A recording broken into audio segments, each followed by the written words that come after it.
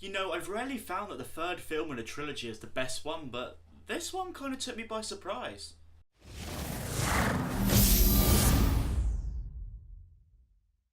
Bridget Jones's Baby.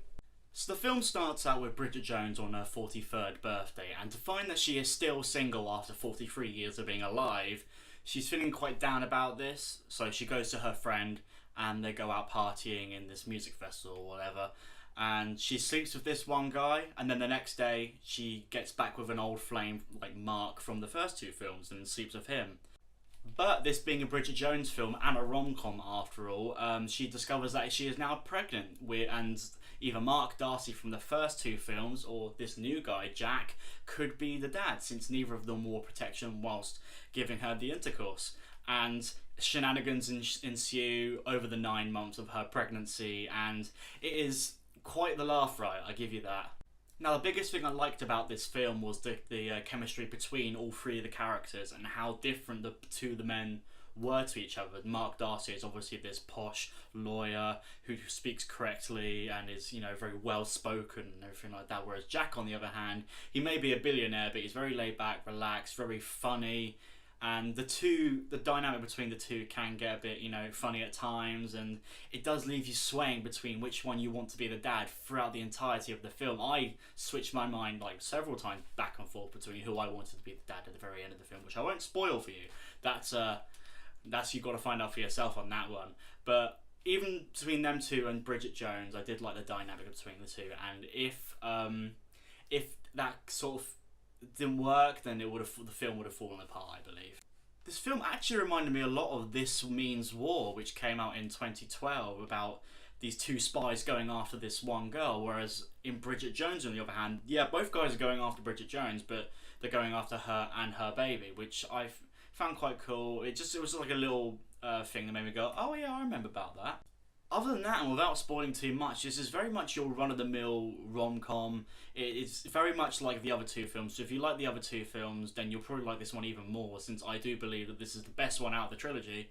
And the biggest thing I have to mention as well, the soundtrack. The soundtrack is perfect for this film. You'll get these little songs sprinkled in between certain scenes and everything like that, which fit the mood perfectly.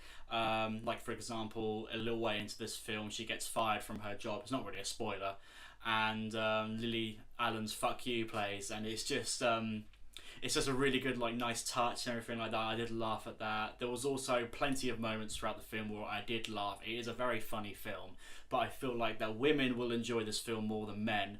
But if your girlfriend does drag you to this film, or you do get taken along by a girl mate of yours to see this film as a guy, it's quite funny. It's not the worst thing in the world, and I did still find it pretty hilarious. Definitely better than something like 50 Shades of Grey or going to see Twilight or anything like that. I can guarantee you that. You'll have a good time. You'll have a good time.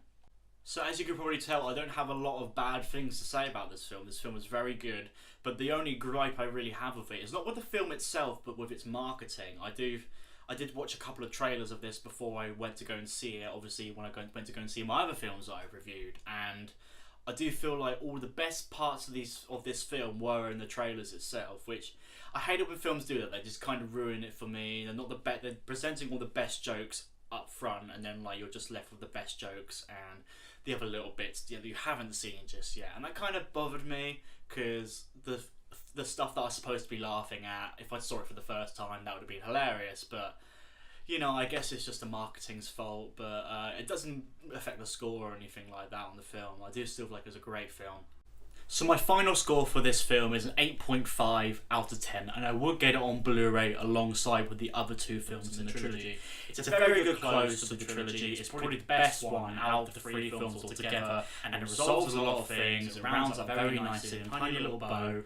But there is a hint of a fourth film in the works, I think towards the end anyway, that maybe... At this point, I don't really know if I want to see a fourth film from Bridget Jones, because it just rounds it up very nicely, and yeah, great film altogether. So 8.5 out of 10.